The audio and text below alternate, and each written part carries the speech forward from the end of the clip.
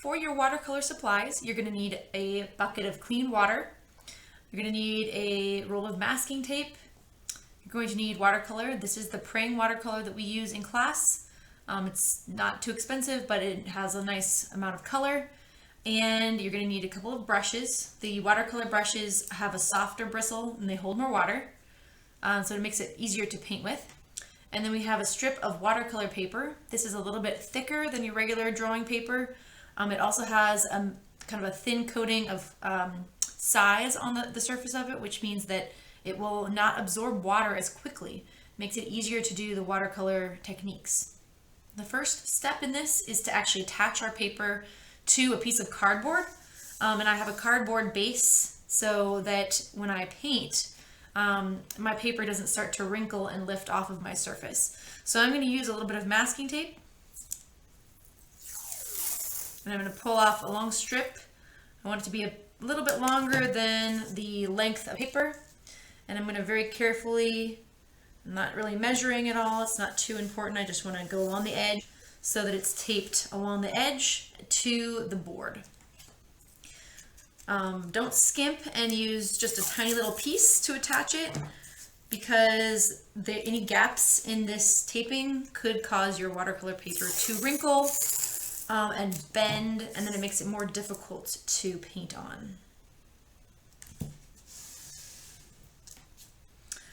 If you're going to be doing a very large painting or take a long time with a painting, it's helpful to actually kind of de-stick the tape first so it's not quite as sticky and it doesn't rip your paper when you go to take it off.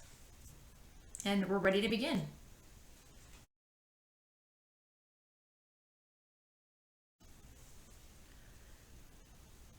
Before I can begin the first technique, I need to create a puddle of watercolor.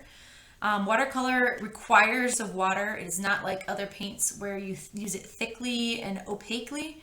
It's very transparent, and in order to use it properly, you need to have clean water. You gently brush over whatever color you're going to use, and the paint actually dissolves in the water, creating a liquid paint. And with your brush, you should be able to gently kind of dissolve that color and lift up a little bit of the paint and deposit it into your palette. I'm going to do that a couple of times because what I want to create is a little puddle of watercolor over to the side. If I have to do this process in the middle of my technique, sometimes that might end up meaning that my paper dries too quickly and I can have some issues with my watercolor technique. I prefer to mix colors. So instead of just using one color, I'm going to come in here and add a little bit of green to my blue.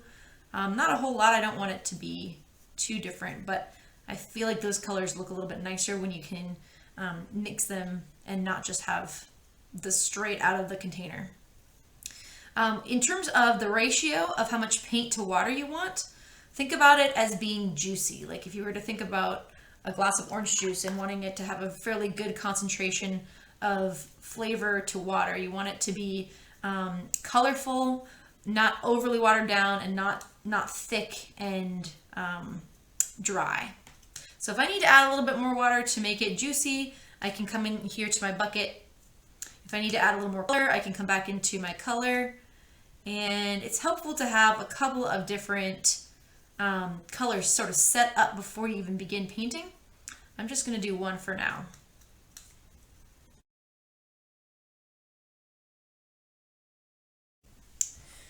All right, so I have my juicy paint mixed, and the first technique we're going to learn for watercolor is going to be what's called a wet in wet wash. And we are creating a landscape here for our techniques. So we're going to start at the top of the paper and work our way down. So our very first technique is going to be kind of kept to maybe this first quarter of our paper. So don't paint all the way to the bottom, otherwise you're going to run out of space for other techniques. So to do the wet in wet wash, what you actually do is you come in and you just get some clean fresh water on your brush and you paint the area in which you're going to do this technique. And I'm using quite a bit of water here because I want to make sure that my paper stays damp for this technique. If it dries out, this technique will not work. Now, the edge of where I'm going to paint my water, I've kind of coated this top part here with water I'm gonna just kind of create like maybe kind of a curving line, maybe thinking about the edges of mountains or hills. If you guys kind of want to think about whatever the next layer is going to be in your landscape, you can kind of create an edge to match that. Because I'm going to be making the sky, I want to kind of create these little bridges for where I'm going to put mountains. And right now it's hard to see because all I'm using is clean water. But as soon as I come in with my colors that I mixed earlier, I could just touch that paint into the wet and wet wash, and you'll see how the color kind of bleeds outward into the water that's on my paper. I can come into different colors if I want a little bit more concentrated color, coming in directly to the paint instead of into my mixed color. I can even mix colors directly on the paper using this technique. So if I wanted to create maybe a little bit of a cloudy day, like maybe not all blue, I can come in here with a little purple and green and let those colors just kind of do their job and mix through the sky. And if you want clouds, some of the paper area where you don't do too much of the color. So I've left a few areas where I'm not necessarily touching it with my paintbrush. Those kind of areas can become clouds or, maybe something else at some point in the future. If you have a lot of extra paint on the side, you can use your paper towel to come in here and blot away the edges. This just will help make it so that it doesn't leave little puddles behind. You can even use the blot technique if you make a mistake and you get too much paint in one area, or if your paint splashes in a spot where you weren't planning on it being. Kind of remove the paint while it's still wet. And I'm going to let that dry.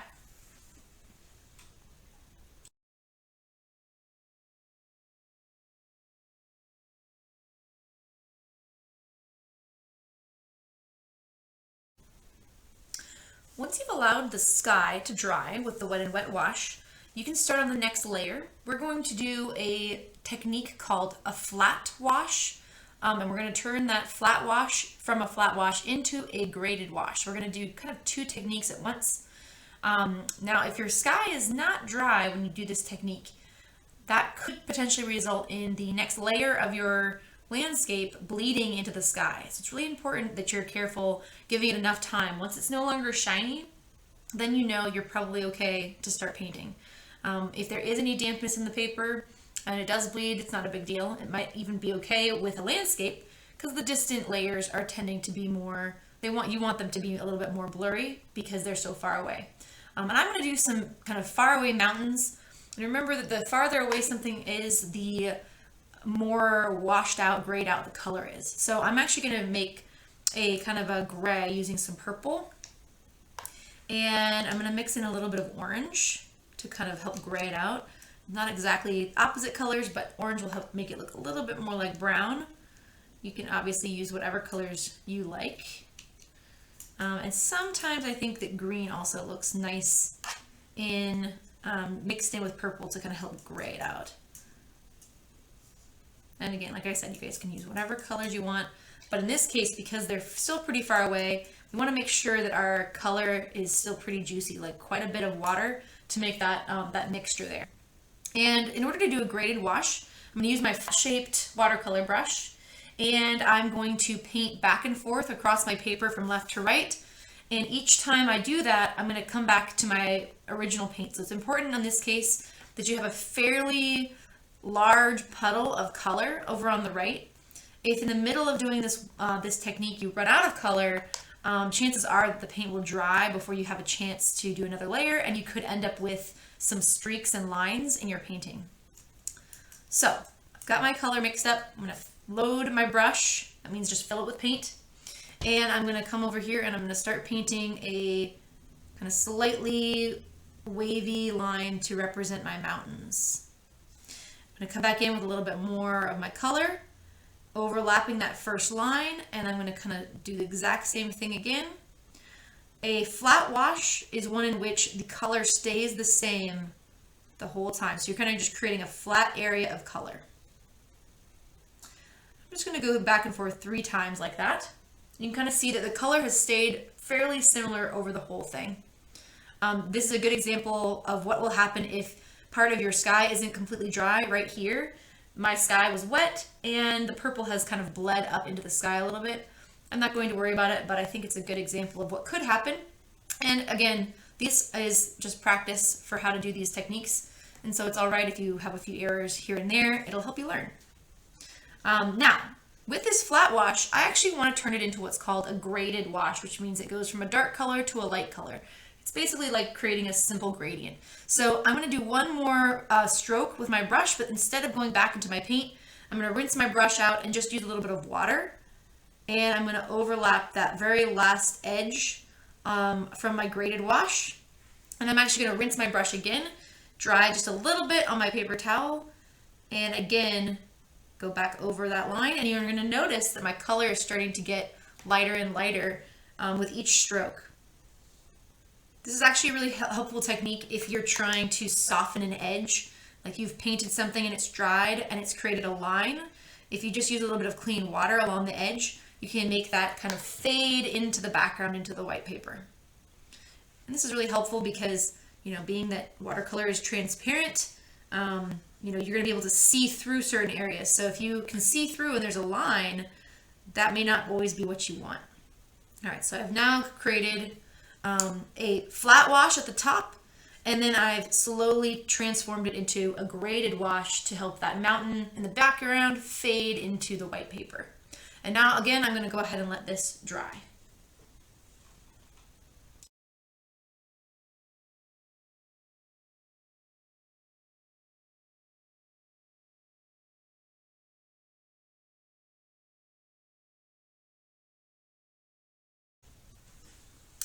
So once your flat or graded wash has dried, if you have some time, you can actually add another layer of mountains or if you'd like.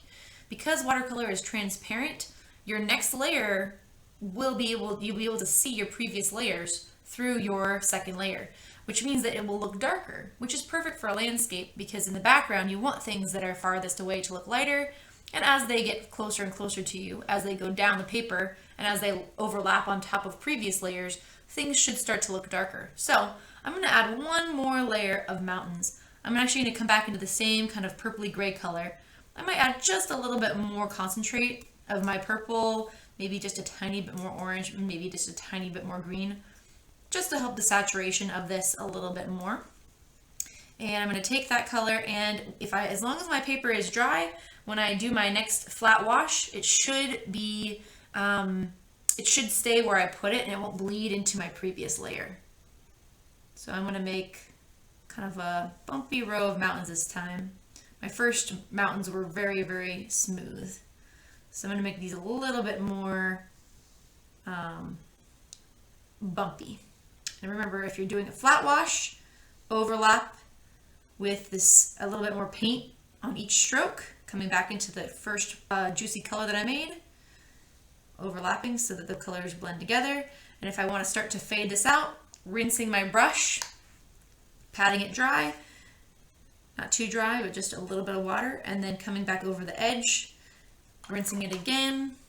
If I don't want it to drip, I pat it on my paper towel, and then a couple of more lines to help it become that graded wash, fading again into the white of the paper. And if I need to, I can of course use my paper towel. I can even come in here and just kind of help remove any extra paint or blot up the paint that gets in the way. So now you can see I have 2 layers of mountains that are getting darker as they come down the page. And I'm going to again let this dry.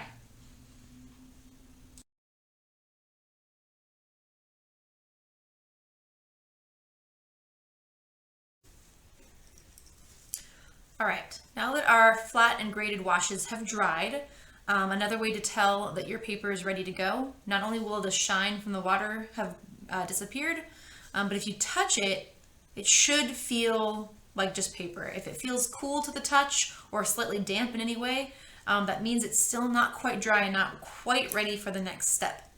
I'm going to create a layer of trees, and I want my trees to still look like they're far away, so they don't need to be super detailed, but they should be a little bit more colorful than the background mountains. So I'm going to make a layer of pine trees, and I'm going to use a little bit of my green. I'm going to use a little bit of purple, And I might even use some of this previous kind of blue-green wash that we made before. A little bit of blue, a little bit more green here. I'm making it slightly more concentrated than I was doing before when I made my previous washes. So still fairly juicy, still enough water to keep it loose, but just not quite as much water as I had been using before. A lot of these techniques are just kind of feeling how much water to use. If things start to go wild on you, like you have too much water and things are going crazy, you have no control, then use a little bit less water. If things aren't moving very much and they're starting to look streaky or lots of edges that you're getting, that might mean you need more water. So it's one of those balances, you kind of have to figure it out as you go. So I've made kind of this blue-green, purpley mixture. And when I make trees, when I make pine trees, I kind of start with a kind of like a line to depict their trunk.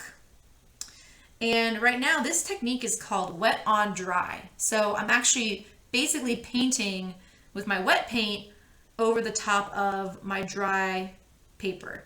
My previous layers have dried, and that's what we're calling this technique. So I'm just making a few of these little lines, like kind of indicating where the trunks are going to be. Some of them are taller, some of them are shorter.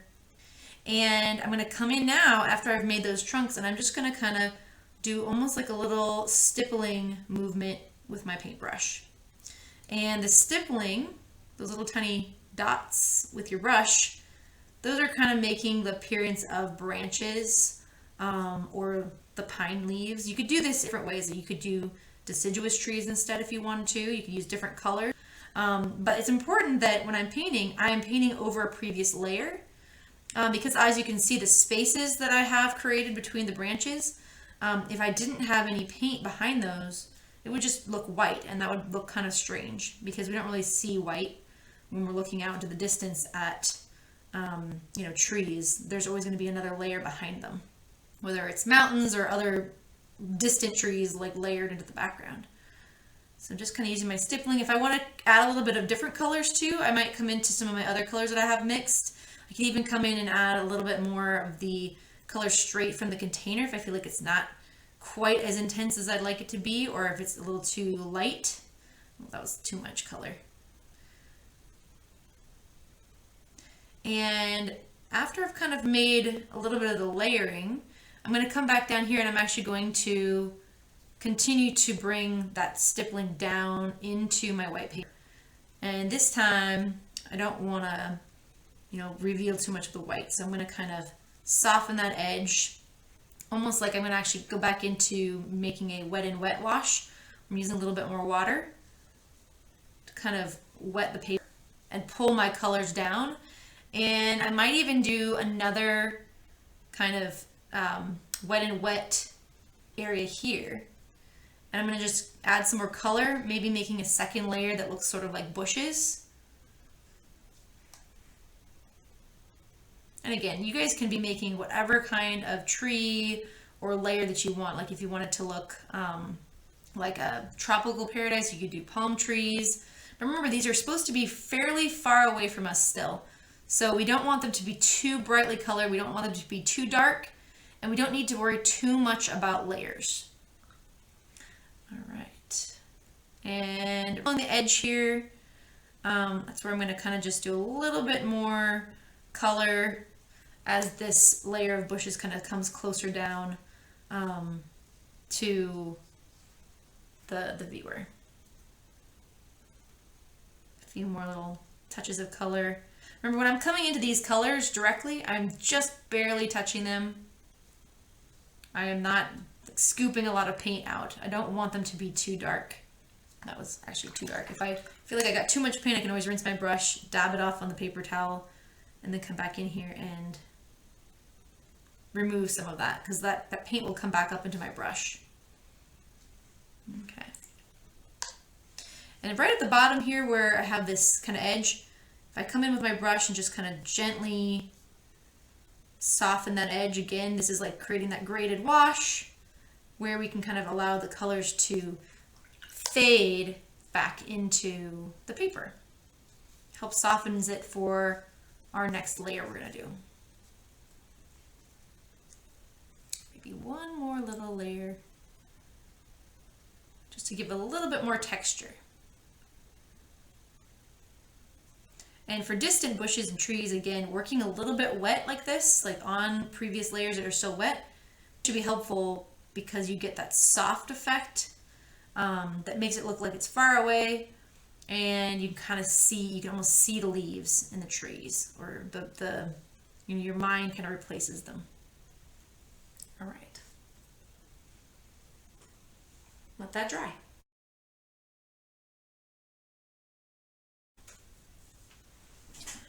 All right, for our next step, we are actually going to be completely filling in the rest of our paper with a very light background layer.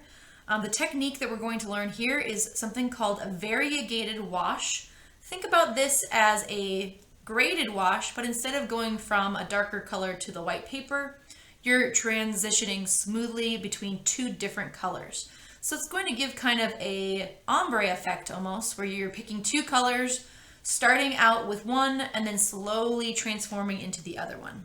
It doesn't really matter which two colors you use, as long as you make sure that they aren't too dark, because if you make them too dark, you won't be able to do other layers on top. So we always want to have a little bit of color in our background, because if we start painting lots of details on top of white paper, there's going to be a lot of white paper showing through, and it'll be really hard to go back in and paint those areas without messing up our details. So I'm going to use the same color that I was using before, which is just a little bit of blue, a little bit of green. I'm making it a little more green-like because I'm going to be creating a field, so I want it to look a little bit more like grass. If you guys want to do other things, like maybe you want to create like a pond or an ocean, you could certainly choose blue and have that going into another color like blue to green or blue purple. I'm going to go ahead and do green into yellow. So I'm going to mix up some yellow and remember depositing it over into my palette, using a little bit of water to dissolve that paint, really thinking about the paint kind of coming into the bristles and then scraping it off onto my palette, gently brushing and depositing the color. And for this, you still want to make sure that your colors are juicy, well concentrated, and that you have a good amount of them, because if you run out as you're doing a wash, it's very time consuming to mix new color. And this is a process where if you wait too long and the paper starts to dry, you're going to get streaks. And we want this to be a nice smooth gradient going from one color into another. So I'm going to start with my green. I'm going to load up my brush with the green, and I'm going to paint just like I started with a graded wash before, just a couple of strokes left to right or right to left across my paper, overlapping each line as I go. And about a quarter of the way down, instead of going back into my green paint, I'm going to go back and I'm going to start adding some of my yellow paint, just a little bit of it. And you can see that right away that yellow paint is mixing with my green and creating sort of an in-between kind of a yellowy green. I'm going to do that again, going back and forth, overlapping my strokes each time. And then at some point here, I'm actually going to go ahead and rinse my brush a little bit, remove some of that extra green paint, and I'm going to just go into my yellow and start to go back and forth with just the yellow color. And you can see how it's already starting to look a little bit more yellow, less like the green yellow that I was getting earlier. So I bet I have a nice transition between those colors. If you wanted, you could even pick 3 different colors to go between. So I didn't mix this up, but I might just add a little tiny bit of orange into my yellow and see how that turns out. Ooh, that was intense. A little bit more yellow to kind of help soften it. Again, overlapping my strokes so that there's no streaks.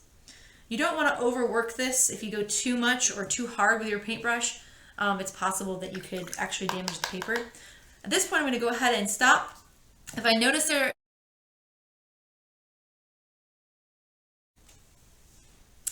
All right, you guys, it's finally time to paint our foreground areas. The closer things are to the viewer, the darker in value they're going to be, the brighter colors, and the more detail you're going to be able to see. After doing that variegated wash, we have a background, so you can create details without worrying about white space showing up between them. And we're going to do two different techniques. We're going to kind of do one that's sort of like a dry on dry. So the paper is dry and our paint is going to be very concentrated. So I'm going to come in here and I'm going to use a little bit of blue and green. I still need to use water. It's not like I'm just painting directly out of the containers. But I'm not using nearly as much water, and I'm using my smaller brush so I have more control over the details. And basically I can work on any of this space. Now the area here is still somewhat in the middle ground, so I might not want to put too many tiny details there. For example, maybe in the distance I want to put another layer of bushes. And I can kind of come in here and just use like little stippling marks to create a little layer of bushes out along the edge of my green field. And I could kind of do that in a couple different places as I come in. If you're doing some sort of pond or the ocean, these could be little islands. Depending on what colors you use in the background, remember that because watercolor is transparent, you will be able to see the layers underneath. So if you have a green background and you come in with red is going to mix with the green a little bit and it's going to kind of look brown. So just be kind of careful about that. So I'm just kind of allowing some of that texture to show through. And you can see that when I work with this more concentrated paint on a dry background, I can see every brush stroke that I've created. As I get closer and closer, I can create even more fine details. Like for example, maybe in this area, I'm going to create really thin lines and I want to have like, grass coming out of the side of my picture. Right now my color is still somewhat transparent. I'm going to add a little bit more of my concentrated color to that and do that again. But again, you'll notice that exactly where I'm putting my design, it's staying put. It's not bleeding into the background. I can see every stroke. I can see the orange behind my leaves. And I could come in here and I could actually make a few areas where I'm using a really bright color. Like I'm going to use a little bit of the red and actually create like little designed flowers where each little mark that I make is going to show up because the paper is dry and I'm using a tiny brush and fairly concentrated color, not a whole lot of water. You can see I'm just barely dipping the tip of my brush into the paint or into the water and then into the paint. I'm rinsing my brush. I'm going to change colors. There's another technique you can do, which is called dry brush. That means you actually remove all of the water from your brush. It's going to kind of feel like it doesn't want to hold its shape anymore. It's going to look like lots of little bristles hanging out. And you can actually use this, dip it into a little bit of paint. You still need a little bit of water on there to transfer it, but when you use it, you can kind of see that the individual bristles are actually creating some of that texture. So again, separate. I can even do this elsewhere in my painting, so like little tufts of grass here and there, just to kind of give it like some texture, some character. And of course, things are going to also look larger and be more detailed as they get closer to the front. So in your distant areas, maybe those little grasses are smaller or less noticeable. And as they get closer, you're adding more and more of them to make them look a little bit more close to the viewer. All right, and that's the dry brush technique.